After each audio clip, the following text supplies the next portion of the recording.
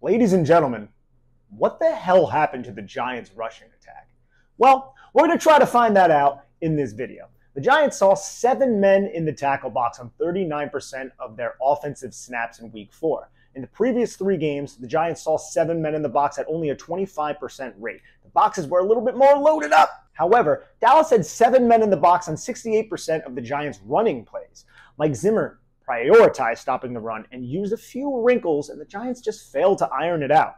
There's a reason why Jones started the Dallas game 20 of 25 passing, and the Cleveland game 17 of 20 passing. The quick passing attack has acted as an extension of the running game, especially against aggressive defenses that are quick to rotate 2 high safeties downward or fit the nickel promptly. Mike Zimmer entered this game and adjusted his defense after surrendering 274 rushing yards versus Baltimore and 190 rushing yards against the Saints in Week 2. Those adjustments, along with a sensational performance by Mazi Smith versus John Michael Schmitz, plus a more disciplined overall performance by the Dallas defense, led to the Giants only mustering 26 yards on the ground with a 1.1 yard per carry average. That's not good enough. So let's get into the tape and find out exactly how this all went down. Dallas looked confused and frustrated against the Ravens zone read and option approach in Week 3 with the dynamic Lamar Jackson opposite of them. It led to finger pointing and some soul searching. Luckily, Dallas' soul had the hiding skills of a toddler as they quickly adjusted their approach against another mobile quarterback in Daniel Jones. All week we heard about hashtag establish the run and the porous nature of Dallas's defense. But that's not what we witnessed in Week 4. And credit to Dallas's execution and the tinkering of their scheme to fit the run soundly and force the Giants to become one-dimensional. And we just saw the Ravens on 3 successful zone read attempts, one leading to a Lamar Jackson touchdown on their first drive. It looked chaotic defensively. Micah Parsons was very frustrated. He was the read defender frequently in that game. And the Giants went right to a similar approach on their first drive, 10:56, 2nd and 7. And this is the play where Daniel Bellinger gets called for that bogus, that phantom, that ghost-like. We're not even in October yet. Halloween is not close, ladies and gentlemen. But it didn't matter because a ghost face mask was called. It wasn't even a ghost face mask because a face mask happened, but it was on Daniel Bellinger. But I digress. I want to talk about the scheme and exactly what Dallas did to account for Daniel Jones and the rushing ability from a zone read look. Here we're going to see an initial 3-by-1 set, 12 personnel. You have the nub on the end before Daniel Bellinger motions over with Chris Manhertz. That's going to be to the keeper side. So once Bellinger motions towards Chris Manhertz, giving a strength to the boundary side, a huge strength for the Giants, especially if Daniel Jones keeps this, which he is set up to keep this if the defense dictates so. Mike Zimmer had his safeties adjust. Now watch Malik Hooker, who is the top safety, as he turns his hips inward, he communicates with Donovan Wilson. And Donovan Wilson, he rocks downward as Malik Hooker rolls. So they're adjusting themselves. We're going to rotate the safety downward into the box towards the strength. And I'm now, that Daniel Bellinger is not there, me being Malik Hooker, I'm going to assume the deep responsibilities. We're going to add an extra body to the threat of the quarterback where there is a strength now with 2 tight ends on that side. So Hooker's going to roll deep. Donovan Wilson's going to rock downward. Donovan Wilson gets outside. He contains Daniel Jones, forces Daniel Jones towards those pursuing defenders, and then he ends up making this tackle. So this is a very little adjustment, but on those 3 previous plays, you did not see this. Now, it's different formations. I get it, but this is an adjustment that Dallas had to defend Daniel Jones in the Giants' zone rushing attack when the offensive formation warranted, and 12 personnel, 2 tight ends to the boundary side certainly warranted that. Let's add an extra body into the box and rotate our safeties. And Wilson does a very good job setting to the outside of Chris Manhertz and forcing Daniel Jones inside where Daniel Jones would have got tackled if he didn't make a tackle himself, which he did. And there's Daniel Bellinger getting his face mask pulled, and the penalty goes on Daniel Bellinger. Now we're going to see it from the end zone angle. You get the motion. You see the linebacker adjust. Look at your top right portion of your screen. Malik Hooker communicates with Donovan Wilson, tells him to rotate down. He rotates down. You see that extra body fly in from the left side. It's an extra guy that these tight ends now need to account for. If it stayed that way originally, they would have been Chris Manhertz and Daniel Bellinger on that one player with Donovan Wilson coming from extreme depth. But that rotation down added an extra body and gave the Giants problems and didn't allow for these huge 20, 16, 30-yard rushing attempts that Lamar Jackson had. Daniel Jones isn't Lamar Jackson, but he's a perfectly mobile quarterback. Here's another zone read play. 3rd and 3. Giants going to use a jet motion, remove one defender from the box. We're going to go into the zone read. Daniel Jones keeps it, and Micah Parsons does a very good job on this play. Now, if you watch those first 3 plays that I put up with Baltimore, Micah Parsons got sucked way too far inside a lot and didn't account for Lamar Jackson's speed and the keepability. And you'll see Parsons watch block down, step down.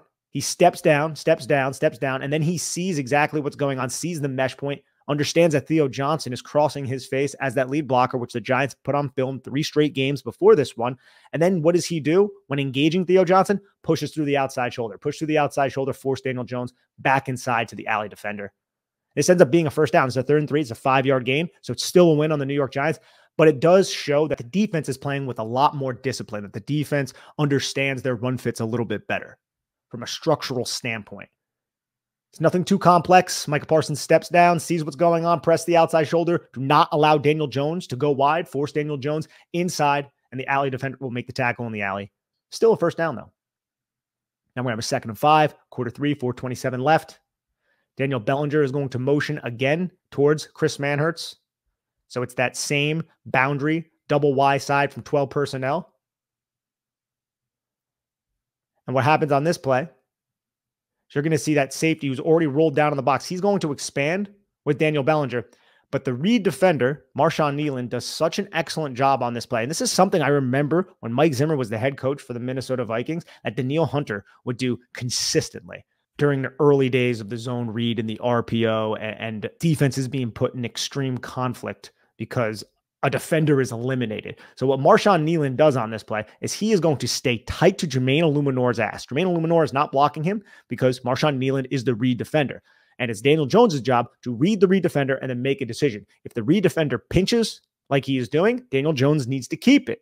If the read defender stays put and stays square and does not abandon his responsibility being that contained guy, then he has to hand it off to the running back. And on this play with Eric Gray, Daniel Jones sees Marshawn Kneeland screaming tight to Jermaine Illuminor in pursuit.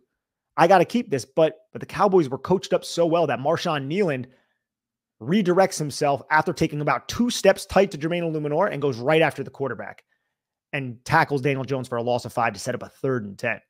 Like Daniel Jones is going to get dinged for this. Like, oh, you got to read that defender better. Jones is typically good in these situations. He got dinged by Herbstreit on this, and I understand where he's coming from, of course, but look, everything is saying to keep the football at this moment when Daniel Jones is making the decision, and then Kneeland just makes a fantastic play on this, comes off Eric Gray, and then tackles Daniel Jones, stifling the Giants' zone read approach while also deterring them from trying it again when you can't really get a clean read on the read defender because he's not reading. He's just running directly at the mesh point and judging last second on whether to take the quarterback or the running back.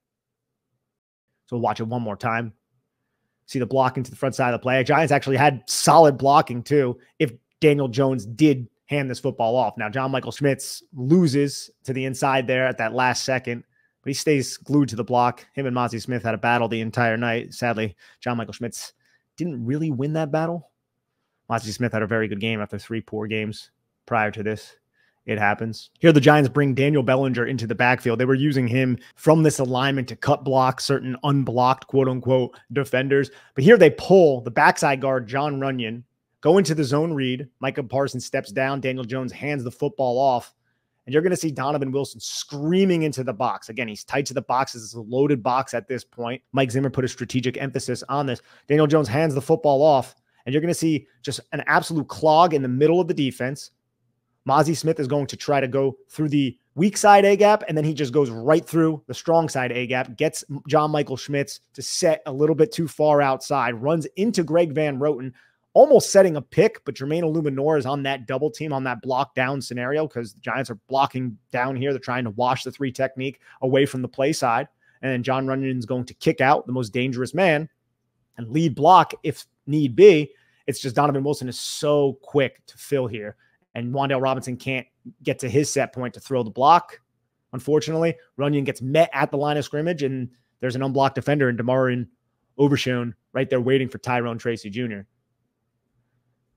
Like, they did a couple unique things up front, too. It wasn't just safety rotation. And you can kind of see it here. I have a couple plays highlighted throughout this that you'll see exactly what I'm talking about, where the interior defensive linemen, they're going to just clog up the middle here. And Mazi Smith does a very good job penetrating, and you see the 3 technique kind of get washed, but then Mazi Smith puts his shoulder into Greg Van Roten, attempting to free up the player who was being blocked into him, although Jermaine Illuminor is still on that block and he doesn't climb up to Overshown, which allows Overshown to make the play eventually. I felt like Dallas was setting picks up front and changing their original path, or the conventional path that they would typically take. Like if John Michael Schmitz set a certain way, Mazi Smith would go through the backside A gap and try to undercut a play. And I think it caught the Giants off guard a little bit. But on this specific play, this is just a physical safety meeting the pulling guard, the backside guard, Jon Runyan, on this power gap, on this power run off of the zone read. I should say. There we go. Giants get stifled at the line of scrimmage. Again, a lot of extra bodies. Because in this game, man, other than John Michael Schmitz, it's not like the Giants were just getting bullied at the point of attack or out-physicaled, in my opinion. But the movement of Dallas was too much for the Giants to account for. And it did seem like the Giants were guessing a lot on where Dallas was going to be, and they put themselves out of position relative to where Dallas was going to be. Here we're going to get another zone read. This time it's Theo Johnson going to that boundary side where Chris Manhertz is. Andrew Thomas, Jon Runyan just absolutely uproot the 3 technique to the strong side. Hand off to Eric Gray, and Eric Hendricks is just right there. It's a very good play by the middle linebacker to stick his nose right to where Eric Gray is. And Andrew Thomas is a little bit late coming off of his block where Jon Runyan is. 2 players with Overshown and Kendricks right in that area. And Manhertz does not have the angle to get to Overshown once he releases, because Micah Parsons is that read defender, and he does a really good job gaining a little bit of depth behind the line of scrimmage, looking directly at Daniel Jones, forcing a handoff. And Overshown is already in position to close down on that handoff. And Eric Hendricks is as well. The Giants ran a ton of counter in 2022 and 2023. This is a counter run we're about to see. Backside guard pulls along with the H-back being Daniel Bellinger. And Dallas just does a really good job executing what would be called a fallback fit from the linebackers. So the linebackers are going to push where Theo Johnson's 12 personnel under center run. Theo Johnson's going to go towards Daniel Bellinger. Linebackers shift with Theo Johnson, but you can see once the pullers commit to pulling, watch how the linebackers will fall back into their gap responsibility. You can see how they just take that step and they're going to go towards the right. You're going to see Donovan Wilson, consider him a linebacker as a safety operating in the box. He's going to go toward the outside hip of 94. Knows 94 is going to stack and present his inside numbers towards the running back. And that's going to require Daniel Bellinger to also hit 94. And then 18 is going to scrape in between the desired hole where Daniel Bellinger is. So now you basically have 6 and 18 who are unblocked. And 94 does such a good job against Greg Van Roten that he just presents his numbers. So you have 3 sets of numbers just looking directly at Tyrone Tracy Jr., who gets gobbled up. This is good execution by Dallas on their fallback fits. And not just that from their linebackers. It's also what happens with 99. So watch 99 and then watch Mazi Smith. Mazi Smith is that one technique basically directly over top of John Michael Schmitz. He is going to set to the outside, and you have the Giants blocking down. You have 2 guys on 99, but this is kind of what I was alluding to, and I even openly said before, 93 is going to set a pick on John Michael Schmitz, and that's going to allow 99 to go behind Mazi Smith and undercut Greg Van Roten, and nobody picks him up. So it's almost like a stunt at the line of scrimmage, almost like a gap exchange. And this happened a lot with Dallas. They did this quite a bit. We'll see it a little bit more too. This is the second play where I'm going over, but watch how Mazi Smith, he sees its power gap. You have the backside guard pulling. You have the H-back pulling. Center takes an aggressive step towards 99. 93 takes the block on from Greg Van Roten, and then he just pins John Michael Schmitz and holds him. You can even see his hand on John Michael Schmitz's bicep, and that allows 99, who's not in the firm grasp of John Michael Schmitz, given the angle that JMS had to cover there, just works his way to the play side and makes a tackle along with 94. So very well executed run defense, team defense. Giants look like they don't know what their assignments are on this play based on what Dallas did. I think this really did catch off guard, and play went for nothing. Tyrone Tracy just gets absolutely bottled up. Giants tried these I formation runs out of 21 personnel. Look, I respect it. Ground and pound. Love 90s football, baby. But Micah Parsons, man, like people, I see people online be like, yeah, Micah Parsons didn't do anything in this game. It's like, you guys, I don't know what you're watching, man. Micah Parsons is a stud. Yeah, he didn't affect the game maybe as a pass rusher as much, other than the fact that the Giants have to construct a game plan to avoid this dude. But watch him on the edge with Chris Manhertz and Andrew Thomas. This run, this is a 2nd and 6 run, a big play. So I formation stretch run. You have four hands, two very good blockers on Micah Parsons. Watch how Micah Parsons expands outward and expands outward and expands outward and just creates a wall that Devin Singletary cannot penetrate. And Dallas's defense, those second-level defenders, they come down very quickly and they just elongate this path. They force Devin Singletary to go east-west, and he has nowhere to really move north-south. You can say maybe he could punch it right up through, pause. You could punch it right behind Andrew Thomas's backside. But Eric Kendricks is right there. And I do think Devin Singletary in general in this game, and this is not consistent with anything I've really seen from him throughout his career, he bounced it a little bit more than I think he should. There's a play I believe I have in here that will go over where it showcases that, but that's still just excellent defense by Micah Parsons. And that's not the only play Micah Parsons had that really affected the game. You can see this one as well. Just sidesteps Andrew Thomas. That's a beautiful play by Micah Parsons where one quick outside his frame step to get Andrew Thomas leaning into contact, and then the agility and the lateral quickness to just make Andrew Thomas, one of the best tackles in the game, fall on his ass like that. Excellent play. And you can see how the linebacker, Luafau, is flowing over the top to replace. This is a design play by Mike Zimmer, right? If you want to run to the weak side, which the Giants opted to do on this play, you see a double Y set. They run to the weak side. Micah Parsons goes inside of the B gap. Luafau is going to loop around and become that immediate contained defender while you also have an apex with Darius Slayton over there. Play gets blown up. Hardly touches Micah Parsons. Here's another I formation run, 1st and 10 early in the game. Look, this is just a simple overfront with 3 linebackers. So you have a 7-man box, but this is an overfront, meaning the 3 technique is to the strength. The strength is where Chris Manhertz is, and that is also the field side. And that's where the run is designed to go. But the 3 technique, he doesn't float out. He doesn't flow outside. What he does is he goes through the inside shoulder of Greg Van Roten. As you can see, he takes a step to the inside, gets hip to hip with John Michael Schmitz. And what that does is that prevents John Michael Schmitz from climbing up and locating Eric Kendricks cleanly. And those linebackers now have more range to operate when these defensive linemen hold up. And this isn't a hold like a penalty hold. This is just the path that the 3 technique took. It created a clog, created a traffic jam where you have 3 Giants offensive linemen blocking only 2 Dallas defensive linemen. And you can see it stays like that until Jakob Johnson comes in, and Jakob Johnson needs to help out Greg Van Roten on Mazi Smith too. And this ends up being one of the better gains by the New York Giants, which is sad. But little things like this, the 3 technique in the overfront going through this A gap, I also think just kind of threw the New York Giants off a bit. They weren't expecting that. And that prevented them from climbing up to the second level, locating the second level blocks that allow them to actually effectively run the football. I think I had the same time as the previous play. Ignore that. But here we see John Michael Schmitz struggle against Mazi Smith. This is you have a strong I formation, Jakob Johnson motions, and you're going to try to run it to the weak side with Jakob Johnson coming across the formation to take on Eric Kendricks. And he does that, but Mazi Smith resets this line of scrimmage. He establishes this line of scrimmage. He gets underneath John Michael Schmitz. Low hat wins, low hips win. John Michael Schmitz is in no position to make or execute a block here. And he's able to settle down. But by the time Devin Singletary plants his foot in the ground, JMS is right in his lap. It's an excellent play by Mazi Smith.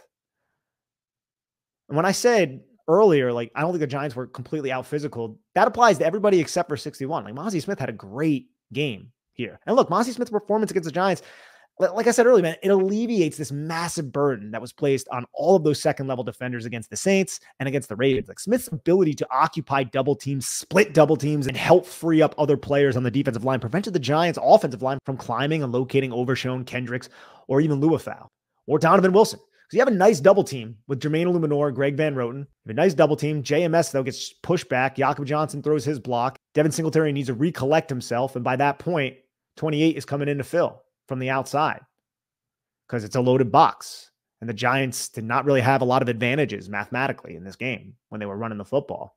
And look, the 3 technique is towards Chris Manhertz's side. The ball's in the center of the field. You have Theo Johnson. It's an I formation. Play opens up to the right towards Theo Johnson away from the 3 technique. And Mazi Smith is able to go from the 1 technique towards the play side, kind of like a 2-eye shade, and he penetrates the backside A gap. Gets underneath John Michael Schmitz and is able to break into the backfield and make the tackle on Devin Singletary. I don't think either Greg Van Roten or John Michael Schmitz expected that. And the quickness of Mazi Smith's hand to throw John Michael Schmitz towards Greg Van Roten and then present himself, well, through a hold, really, to Devin Singletary is very, very impressive. Plays like this, too, man. It does not seem like the Giants were expecting these types of movements at the line of scrimmage, nor did they expect it to be that effective, I would imagine. These are some of the reasons why the Giants had so many damn negative runs, or runs that were just stopped at the line of scrimmage. And then when you have plays like this, a double team, another I formation run, 21 personnel, and you allow the one technique on the over front, so you have the three technique towards Chris Manhertz, to split the double team of Jon Runyan and John Michael Schmitz. And this looks like it's probably a little bit more on John Michael Schmitz too. And I'm not trying to just bash on JMS. I just thought this was a bad game by him. And a lot of these plays that are blown up, it's because he's just losing his one-on-one matchup with Mazi Smith, along with, I think, scheme, as we gone over in this video too. But he makes contact, but he doesn't make enough contact to allow Jon Runyan to assume this block. And I also just think this is a great individual effort by Smith, who is able to get his shoulders horizontal, present the back of his deltoid to Jon Runyan while keeping his head and his chest square towards the play side, not really allowing Jon Runyan to access anything. So when JMS does come off, he's able to do exactly what he did. Plus the pursuing defender, Luafau, he's the backside unblocked player. He needs to get picked up at some point because he's about to undercut the play. And Jakob Johnson didn't think he had to worry about the one technique who was getting double teamed initially. So he ends up just running past one of the blockers and splitting the other two. Not great on the Giants' part. Excellent individual effort, though. Again, this is not a Cowboys podcast, but you got to call it like it is. Here, so again, one of the better runs from the Giants. I formation, they hit strong side. And what is the three technique to the strength doing? He's stepping into the A-gap. Step into the A-gap, penetrate the A-gap, contact John Michael Schmitz, try to prevent him from climbing. JMS does a better job holding on to the one technique with Jon Runyan. See how he stays with him longer, allows Jon Runyan to get in a better position. But the linebackers are so quick and aggressive to fill that they pinch up. Devin Singletary is able to turn this into a solid run on first down. But the Cowboys really wanted to penetrate that A gap and then just occupy these three interior offensive linemen. That's what their goal was on a lot of these stretch runs, especially out of I formation. And they believed that their players were able to avoid Jakob Johnson, fill and fit the run, creating a wall and allowing little room for Devin Singletary to operate. And it was successful. You're going to see a play where Mazi Smith, he is the one technique, kind of almost a nose, and he is going to just step towards the weak side, but he's able to get underneath John Michael Schmitz and then pull him downward. And in doing that, he penetrates that A gap again with Eric Kendricks penetrating. So now you have just the A gaps all clogged up. 3 Dallas defenders, 3 New York Giants. But the problem with this play, even though it seems blocked up, and I think JMS does a good job recovering because he gets his feet tripped up, and he pins Mazi Smith, or that might actually be Linval Joseph. I think it's Linval Joseph. He pins Linval Joseph to Greg Van Roten. Good play. Problem, he trips Jon Runyan. So you can see how Linval Joseph is able to ragdoll John Michael Schmitz, and then that foot that John Michael Schmitz just put in the ground kicks out Jon Runyan's feet. So Luafau is unblocked, ends up making the tackle on Devin Singletary. So that's what happened. Good recovery by JMS. Excellent, sweet, nice. But you took out the guard. And now the guard can't block the second-level defender. Devin Singletary, look, man, he didn't really have a lot of room to the front side of that play. 12 personnel with Darius Slayton as a wide receiver insert almost. It's a lot of giant bodies over there. And Devin Singletary has to cut this back. And it's probably a smart move on this play. It looks like, because nobody's up to Overshown. Overshown is just watching him the entire time. So get close to the line of scrimmage, have yourself get lost. There's a huge cutback lane. I'm sure he probably didn't anticipate Jon Runyan falling down because he got tripped by John Michael Schmitz. It's a frustrating game because of the lack of execution and the fact that you just saw Mike Zimmer do a couple different things with his secondary, how they were firing off the line of scrimmage, where they were firing off the line of scrimmage. And the Giants didn't really account for it, despite Dallas being historically bad before this. Now, I was talking about those picks a little earlier, right? Watch Carl Lawson. He's going up against Andrew Thomas. You're going to have a weak side run to the field side. So it's open side of the formation. Carl Lawson, he's blocked. He needs to set this edge. Andrew Thomas is winning. So what does Carl Lawson do? Carl Lawson lags back, and then sets a pick so Eric Kendricks can get free to make this tackle. It's team defense right there. It's smart, too. It's happened at least 4 or 5 times through the game with the edges and the defensive linemen just to free up other defensive players who were being blocked. You can see it right here. Andrew Thomas does a great job reaching, gets his hands underneath Carl Lawson, dominating Carl Lawson. Carl Lawson gets his eyes to the inside, it looks like, but we know he has contained responsibility because there's no one else there. So what does he do? He's like, I'm just going to throw my shoulder into John Runyon, and that's going to free up the linebacker, and the linebacker can make the play. Both linebackers make the play because Overshown is an absolute freak who does crazy stuff. But yeah, that's a quick little breakdown for everybody. I hope you guys enjoyed this, showcasing exactly what went wrong with the New York Giants on the ground and why they couldn't establish a run at all. Safeties rotating down into the box to account for the zone read and to just add extra bodies from 2 high shells or from cover 1 robber, rotate that robber down very, very quickly. Aspects like that added extra bodies that made the math disadvantageous for the New York Giants, gave them a mathematical advantage to the Dallas Cowboys. And then there was just the execution on the line of scrimmage. There was unique paths that I think the Giants did not account for. Mazi Smith also playing out of his mind did not help. So there were a lot of factors as to why the Giants didn't run the football effectively in this game. Coaching adjustments. I will say I expect them to be better. I think the Giants need a lot more from John Michael Schmitz in general. There's only been 1 game where the Giants have run the football effectively, and that was against the Washington Commanders. A lot of those runs were duo runs. Giants didn't run a lot of duo in this game. They ran, I think, 2 plays, maybe 3-play duo. I don't have it in front of me, but it wasn't a huge duo type of approach. But I'm hoping the Giants can get back to that, and I'm hoping that if they can't, they continue being efficient throwing the football and maybe forcing more 6-man boxes and lighter boxes if the Giants are going to run a little bit more 11 personnel. It's hard to tell right now, trying to find something positive, but it's tough when the Dallas Cowboys have beaten the Giants as much as they've beaten the Giants, and the Giants put themselves into position so many times in this game to win this game, and yet they still found a way to shoot themselves in the foot and lose. I just hope it changes soon, ladies and gentlemen, right? Like, it's got to change soon. But, you know, it's only week 4. We're going to turn the page to week 5 in Seattle. Thank you guys for tuning into this. Please like, subscribe, comment on this show, and I will see you guys soon. Take care of each other and have a lovely one.